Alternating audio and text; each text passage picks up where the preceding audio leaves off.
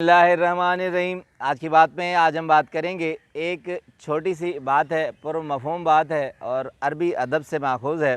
चाहूँगा कि आपसे शेयर करूँ कि एक शख्स की दो बेटियाँ थीं। अब दोनों बेटियों की उम्रें हो गई तो उन्होंने मुख्तलिफ़ मकतब फ़िक्र के अशख़ास से उनकी शादी कर दी। पहली बेटी की जो शादी की वो एक किसान था, गरीब था, देहाती था, गाँव में शादी कर ली। और दूसरी बेटी की शादी उन्होंने कूज़ागर से की। शहर में रहता था। कूज़ागर जो मिट्टी के बर्तन बनाता है, जिसे हम कुम्हार भी कहते हैं। तो एक शहर में बेटी दे दी, एक गांव में बेटी दे दी।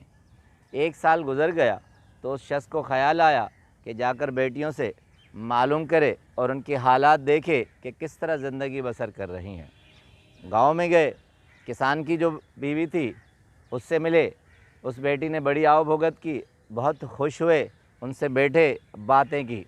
अब कस्बे माश का मामला आया तो बाप ने बेटी से पूछा कि बेटी किस तरह गुजारा हो रहा है, क्या हालात चल रहे हैं। तो उसने कहा कि उधार के बीच गांव के ज़मींदार से लिए थे, फसल पक चुकी है, अब पूरी है, सिर्फ बारिश होने का इंतज़ार है। बारिश हो गई तो रहमत, बारिश न हुई तो ज़हमत और मुसीबत, फिर फाकों में ज़िंदगी गुजरेगी वो साल पूरा। बाप ने ये सारे हालात सुने, चल दिया। अब शहर की तरफ कूज़ागर जो बीवी उसकी थी बेटी, तो अब कुम्हार के पास घर में गया। बेटी ने बड़ी आवभगत की, बातें हुई, खाना पीना हुआ। फिर आखिर में कस्बे माश का मामला आया तो बाप ने उससे पूछा कि बेटी किस तरह गुजारा हो रहा है तुम्हारा और तुम्हारे शोहर का। कहा कि मिट्टी के बहुत से बर्तन बनाए हैं, अब धूप का इंतज़ार है, दुआ करें कि बारिश न हो। अगर धूप न निकली, बारिश हो गई तो सारे बर्तन ज़ाया हो जाएंगे, फिर पूरा साल ज़हमत और मुसीबत में गुजारने पड़ेंगे।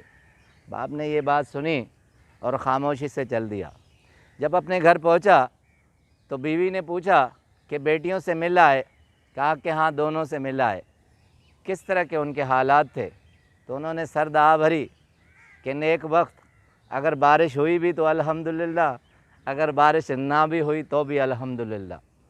अरबी अदब से ये सबक है कि दुनिया में जो काम होते हैं वो रबूबियत के काम होते हैं। जो काम ऐसा हो जिससे हमारा फ़ायदा हो सकता है दूसरों का नुकसान होता है।